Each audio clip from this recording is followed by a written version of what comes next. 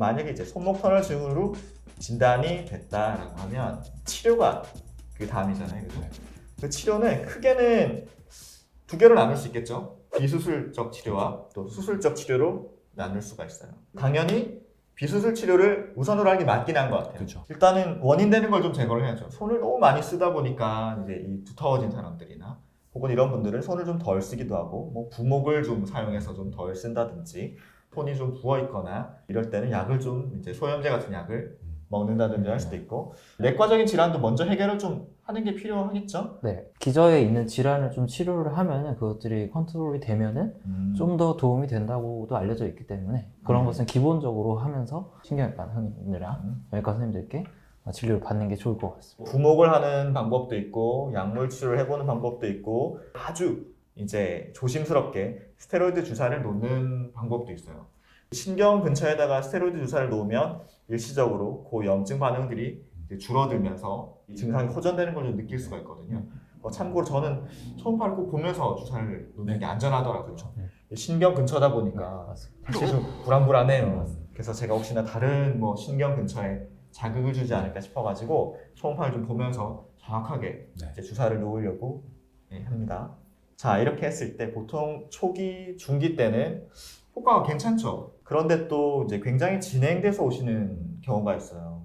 저는 뭐 말기나 더 넘어가게 되면 수술을 권합니다. 사실.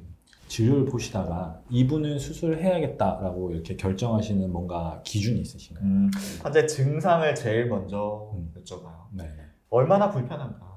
또 이제 아까 밤에 잘 때 자다 깨다를 반복할 정도로 손이 저리면 삶의 질이 좀 많이 그렇죠. 떨어지겠죠. 그 다음에 실제로 사용을 했을 때 젓가락을 떨어뜨릴 정도로 힘이 좀 떨어진다든지 이러면은 이제 아 이분은 꽤 진행이 된 상태구나 라고 제가 판단을 하게 되고 두 번째는 근전도 검사를 했을 때 신경이 기능을 못한다고 판단이 되는 정도가 초, 중, 말, 그 다음에 극상기란 네 번째 단계로 이제 판단을 했을 때 한 3, 4단계에 포함이 되면 이분은 좀 수술을 하는 게 맞지 않나 라는 생각이 좀 들어요. 왜냐면 너무 보존적 치료로 길게 이어가다 보면 신경이 회복되지 못한 채 점점점 진행이 되는 경우도 있기는 하거든요. 내과 전문의로서 봤을 때는 저희가 스테로이드 치료를 이제 하게 될 텐데 회복될 때까지 자주 맞는 게 좋은 게 아니고 특히 아까 당뇨 있으신 분들이 많이 생길 수 있다 그랬는데 스테로이드 주사 맞다 보면 당이 올라갑니다.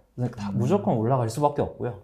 그 효과는 사실 먹는 약 같은 경우에는 3일 이내로 무조건 나타납니다. 바로 나타납니다. 그러면 그것 때문에 당이 올라가서 응급실 가시는 경우도 저는 경험이 많았었고요.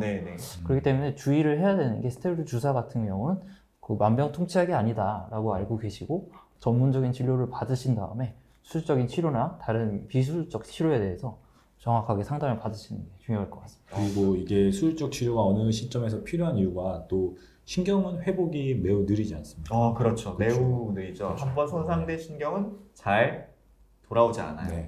그리고 한번 근육이 말라버리면 근육도 잘 안 회복이 안 돼요. 그렇죠. 다시 이렇게 통통해지는데 시간이 꽤 걸려요. 저는 이렇게 근육까지 말라서 오신 분들이 가끔 여쭤봐요.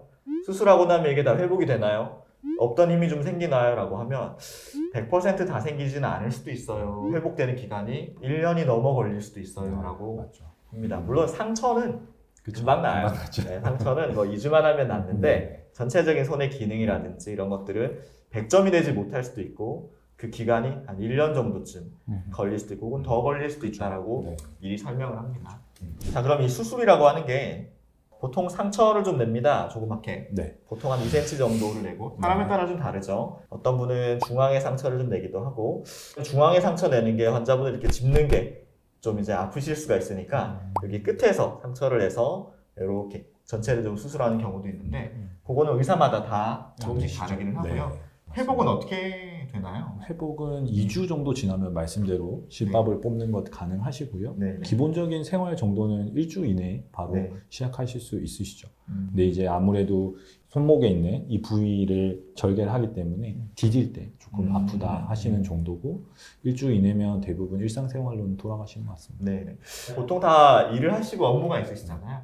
타이핑 좀 하셔도 됩니다. 뭐 일상적인 컴퓨터 업무들, 타이핑하는 것들 머리도 비실 수가 있고요. 다 식사도 하실 수가 있고 다 하실 수가 있어요. 다만 상처가 좀 있으니까 2주 동안은 물을 닿는 건 좀 조심하셔야 돼요. 저는 필요하면 고무장갑 조금 끼라고 합니다.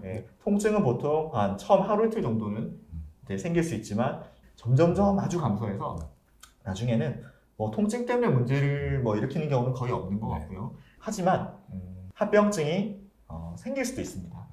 합병증들은 뭐 가장 뭐 많은 것들이 감염 같은 것들이라든지 혹은 안에 이제 피가 조금 고이면서 그쵸.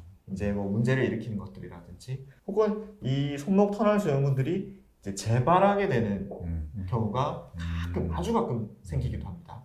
재발률은 거의 뭐 1% 이하라고 말씀을 드리는데 그래도 재발이 돼서 오시는 환자들이 오시기도 하더라고요. 제가 재수술도 합니다. 조금 더 상처는 조금 더 크게 열게 되고요. 그 다음에 특수한 기구들을 좀 사용하긴 합니다.